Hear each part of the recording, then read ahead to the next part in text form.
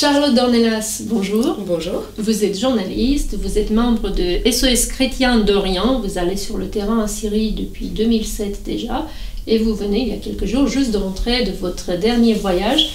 Avec quel sentiment?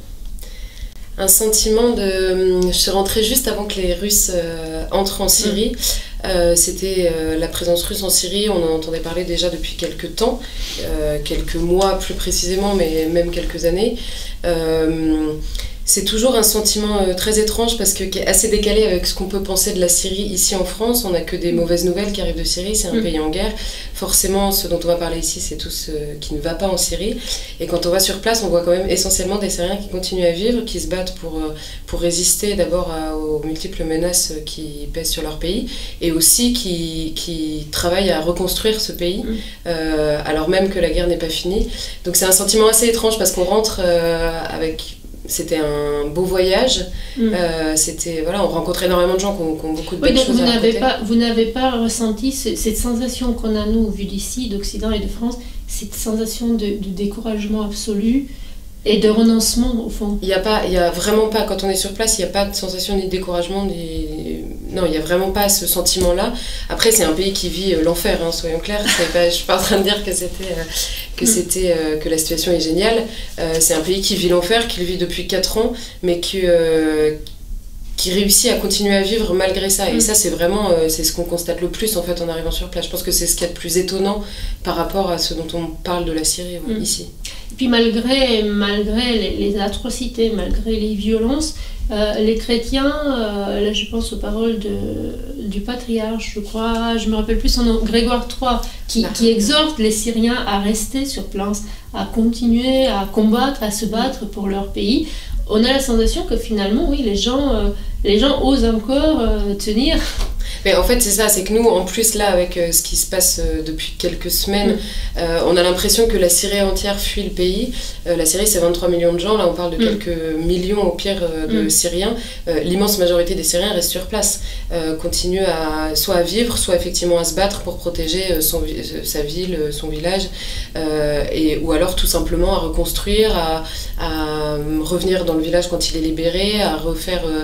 avec ce qu'il est possible d'avoir, l'école pour les enfants, enfin, les gens vraiment, il y a un système B qui se met en place, du coup, forcément, mais voilà, l'immense majorité des Syriens recommencent ou continuent à vivre. Mais est-ce que dans les villages qui sont, je crois qu'il y en a quelques-uns, il y a quelques villages qui ont été libérés de la présence djihadiste, est-ce que dans ces villages, les gens reviennent facilement ou c'est trop psychologiquement, c'est trop difficile de revenir sur les lieux? Ils reviennent, la plupart, ceux qui ont été déplacés dans le pays, parce qu'il y a énormément de Syriens en fait, qui se déplacent dans le pays quand le village ou la ville est prise par les islamistes. Donc ces gens-là reviennent tout de suite en fait, quand le village est libéré. C'est parfois difficile, on rencontre des gens qui nous disent c'est difficile de rentrer, mais ils le font quand même, parce qu'il se trouve que quand ils reviennent dans leur village, ils retrouvent leur maison quand elle n'est pas détruite, mais en tout cas leur environnement, leur quartier. Après, ils rentrent effectivement s'il y a une école pour les enfants, ce qui est logique. Voilà, ce qui les préoccupe souvent, c'est effectivement l'avenir de leurs enfants. Mais une fois qu'ils ont l'assurance qu'ils pourront recommencer à vivre, et non pas simplement à survivre, ils rentrent. Ouais. Mais c'est courageux parce que le fait que le village soit libéré n'est pas une garantie absolue à moyen ni à long terme. C'est le courage de se dire que voilà, c'est peut-être juste un retour de quelques mois, voire un an ou deux. Alors effectivement, c'est là où effectivement ils sont surprenants. C'est qu'ils sont courageux, ça c'est clair, ils sont vraiment courageux. Et la question se pose même pas en fait. Le village est libéré, et on rentre et on va continuer à construire. Et puis il y a des gens qui nous disent très naturellement, ils détruisent, on va reconstruire. Et en fait, dans leur tête aussi, cette réponse vive et très rapide, c'est aussi une manière de ne pas les laisser gagner. Et ce qui est très juste, hein, c'est que... Est-ce que pour vous, c'est une question un peu alambiquée, c'est de toute façon, qu'est-ce qui n'est pas alambiqué depuis 4 ans dans cette histoire, dans ce conflit? Moi, si je vous pose ces questions, ce sont juste des questions que je vous pose à vous, qui êtes allé sur le terrain. Est-ce que vous me répondez juste votre ressenti à vous de ce que vous avez vu? Ça fait quand même plusieurs années que vous y allez, maintenant depuis 2007, ce n'est pas rien. Est-ce que... D'après les gens que vous avez rencontrés, vous avez la sensation qu'ils attendent quoi peut-être de l'Occident, à part ouvrir ouvrir les portes et construire des immeubles. Alors la plupart des gens, assez étonnamment, la plupart des gens qu'on rencontre sur place, donc qui sont des gens qui ont choisi de rester, ils sont au contraire, ils aimeraient bien qu'on ferme nos portes. Parce qu'ils nous disent, en fait, on est dans un pays aujourd'hui où les gens qui partent, ils voient comme nous les images des gens qui partent, ils ne savent pas forcément qui c'est, etc. Mais il se trouve qu'il y a quand même beaucoup d'hommes assez jeunes, ils nous disent, ces gens-là, on en a besoin aujourd'hui pour se battre, pour résister, et pour résister à tous ces groupes islamistes qui attaquent le pays, d'une part, et ensuite, demain, tous ces gens qui partent, on en aura besoin pour reconstruire notre pays. Et il y a une dame, c'est à Homs, qui m'a dit, mais est-ce que vos gouvernements se rendent compte qu'après avoir détruit notre pays, ils détruisent notre peuple? Donc c'est assez violent en fait, enfin c'est assez violent, c'est-à-dire qu'ils mâchent pas du tout leurs mots et donc la plupart des gens en fait qu'on rencontre sur place sont ceux qui ont décidé de rester, donc ça les amuse pas du tout qu'on ouvre grand nos portes, à l'inverse. En revanche, ce qu'ils attendent de l'Occident, c'est qu'enfin l'Occident, alors de manière très large, les États-Unis et tous les pays qui les ont suivis, donc la France, disent la vérité en fait sur ce qui se passe en Syrie. Ils disent au bout de 4 ans ou 4 ans et demi, même maintenant, vous savez ce qui se passe et vous n'avez cessé de soutenir en Syrie des gens qui sont infréquentables. Et tous ces groupes djihadistes nous disent mais nous on aimerait bien qu'il y ait des rebelles modérés, c'est pas la question, mais il y en a pas, il y en a plus en tout pas cas. Les groupes djihadistes, toutes les personnes qui sont sur place, vous voulez dire? Voilà, c'est ça, oui. La population en fait, et ils nous disent la meilleure preuve c'est que ces rebelles sont tellement modérés qu'en fait à chaque fois qu'ils prennent un village, toute la population se déplace dans les zones tenues par l'armée syrienne.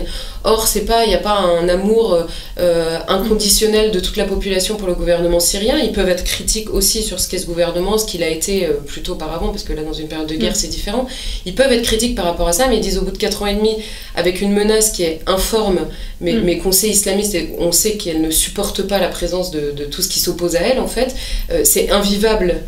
La vie n'est pas possible avec ces gens-là, donc effectivement on choisit l'armée syrienne. Donc c'est des gens qui en attendant de voir plus tard, de toute façon. Exactement. Pour vous, l'image qu'ils ont, c'est que la priorité c'est la paix, ce qui paraît logique d'ailleurs, c'est d'aller attaquer l'État islamique. Voilà, c'est d'aller d'être débarrassé enfin. Ils nous disent mais vous posez des questions très politiques, est-ce que ce régime, ce gouvernement, est-ce que ça va? Ils nous disent nous la question aujourd'hui c'est est-ce qu'on va pouvoir garder notre maison, est-ce que nos enfants pourront aller à l'école le matin? C'est très très pragmatique en fait. Et ils nous disent nous la seule transition qu'on a vue, c'est pas une transition démocratique qu'on a vue dans le pays, c'est on avait une vie normale et paisible et tout à coup on se retrouve à fuir nos villages, à aller habiter à 15 familles dans une même maison en attendant quoi, on ne sait pas très bien. Donc eux nous disent souvent en fait seule la vérité peut nous rapporter la paix dans ce pays, dites la vérité sur ce que vous voyez.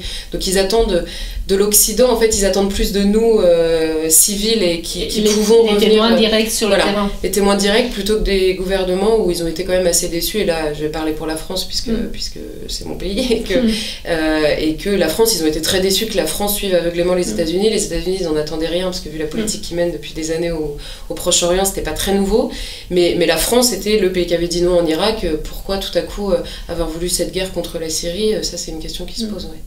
Voilà, en tout cas, vous le portez leur témoignage avec beaucoup de flammes et beaucoup de passion. Merci infiniment Charles Douglas. Merci à vous.